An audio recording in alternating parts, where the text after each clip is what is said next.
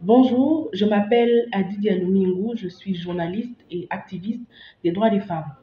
Alors, l'autonomisation de la femme à l'ère du numérique, c'est un sujet, une thématique qui fait couler beaucoup d'encre en ces temps.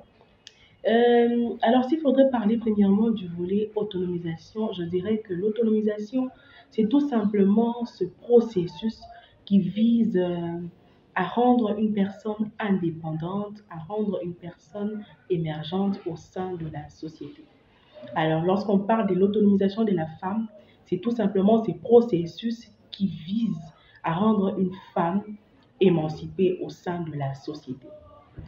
Vous savez, les femmes ont toujours été au centre, au cœur des équilibres familiaux, sanitaires, sociaux. Elles jouent un rôle crucial, que ce soit dans la santé, dans le développement et même dans l'éducation. D'ailleurs, il y a un adage qui dit éduquer une femme, c'est éduquer toute une nation.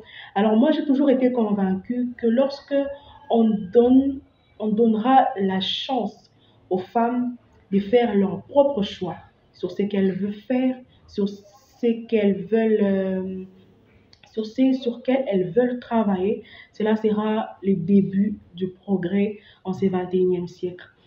Vous savez, une femme n'est pas un être faible, comme on l'a fait croire pendant de nombreuses années, pendant de nombreuses décennies. Vous savez, durant les 3, 5 dernières années, si vous remarquez bien, dans les thèmes des journées internationales de la femme, le mot autonomie n'a jamais manqué. Et cela sur plusieurs formes. Des fois, c'est des autonomies qu'on parle, d'autres fois, c'est des autonomisations et même autonomiser tout simplement dans le but de parler de l'autonomie ou de l'autonomisation. Alors, ce n'est pas un fait anodin, ce n'est pas un hasard que ce mot se répète chaque année. C'est tout simplement parce que les femmes d'aujourd'hui ont compris qu'elles ne sont pas des êtres faibles. Elles ont compris qu'elles ont en elles des talents, qu'elles ont en elles des qualités qu'elles peuvent mettre en exergue pour le développement de leur nation, pour le bien-être de leur société. Nous avons aujourd'hui des femmes qui ont compris que le mariage n'est pas une finalité, que le mariage n'est pas le seuil, le seuil supérieur de la féminité, mais plutôt une étape comme toutes les autres.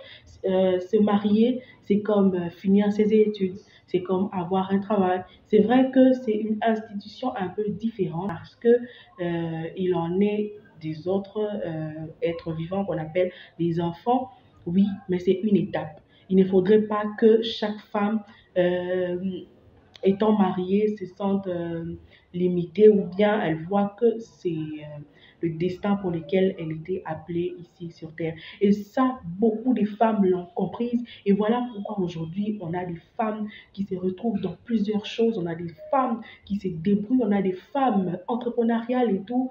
Entreprenantes, pardon, et c'est réellement une preuve de ce que je suis en train euh, d'avancer. Vous savez, euh, comment commence l'autonomisation? Comment une femme peut arriver à son autonomie? Tout simplement, il faut commencer par une introspection. L'introspection nous permet de nous connaître nous-mêmes, comme on dit, cogito ergo sum. Une fois que tu n'es pas capable de te connaître toi-même, tu ne pourras pas aller de l'avant. Parce que pendant de nombreuses années, on nous a fait croire que la femme ne pouvait pas être un atout, que la femme ne pouvait pas contribuer au bien-être de la société. Alors c'est tout simplement faux parce qu'aujourd'hui, une fois que tu fais cette introspection, tu découvres quelles sont tes capacités, quels sont tes talents. C'est ça qui va faire ta force. Et tu vas travailler là-dessus. Parce que le développement personnel commence par la connaissance de soi. Une fois que tu te connais toi-même, tu pourras alors travailler là-dessus. Tu pourras mettre ton énergie. Tu pourras passer de formation en formation, de pratique en pratique, jusqu'à ce que tu aies l'aptitude nécessaire à devenir cette femme autonome. Parce qu'une femme autonome est une femme indépendante. Et on ne peut pas être indépendante sans avoir la connaissance de soi, sans avoir la connaissance de la chose dans laquelle on se sent le plus capable, le plus dans l'aisance. Alors, c'est mon conseil que je donne aux jeunes filles, c'est mon conseil que je donne aux femmes. Et voilà pourquoi moi, je suis totalement pour. Je suis totalement pour l'autonomisation de la femme et je suis J'y vais de conférence en conférence, de colloque en colloque. Ce n'est pas anodin, ce n'est pas juste pour aller, mais c'est pour que je puisse grandir ce que j'ai. C'est pour que je puisse faire grandir cette passion, cette volonté que j'ai de promouvoir l'autonomisation et l'épanouissement de la femme et de la jeune fille. Alors, par là, je dirais que ce que nous ne voulons pas, c'est d'avoir des femmes, c'est d'avoir de jeunes filles qui chantent autonomisation, mais dans les fonds, c'est totalement différent. Remarquez bien, nous avons des personnes euh, qui prônent quelque chose, mais en pratique, ce n'est pas le cas. Je donne un exemple, tu es là, tu te dis, moi en tout cas, j'aime l'autonomisation, je vais être une femme indépendante et tout, mais tu ne fais rien en pratique. Alors dis-moi, comment tu vas atteindre, comment tu vas arriver dans cette autonomie complète? Il te faut travailler, il te faut descendre sur le terrain, il te faut faire quelque chose.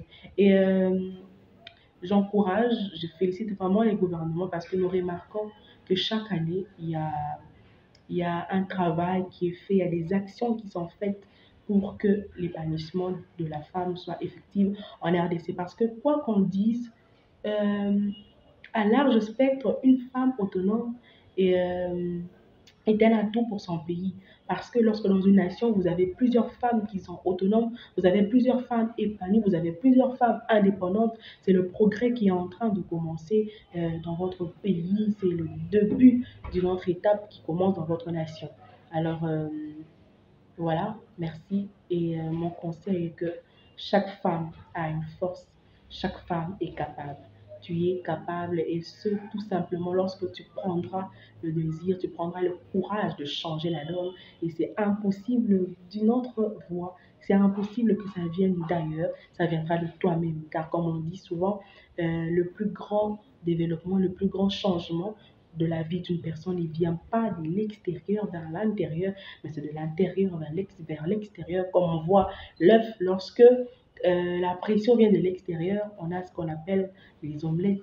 Mais lorsque la pression vient de l'intérieur, on a un poussin qui naît. Alors, développe-toi, développe tes talents, développe ce que tu y as comme atout. Tu ne sais peut-être pas que tu es forte jusqu'à ce que tu mettes cela en pratique et que cela t'ouvre une autre voie et que cela te montre un autre chemin que tu ignorais jusque-là. Merci.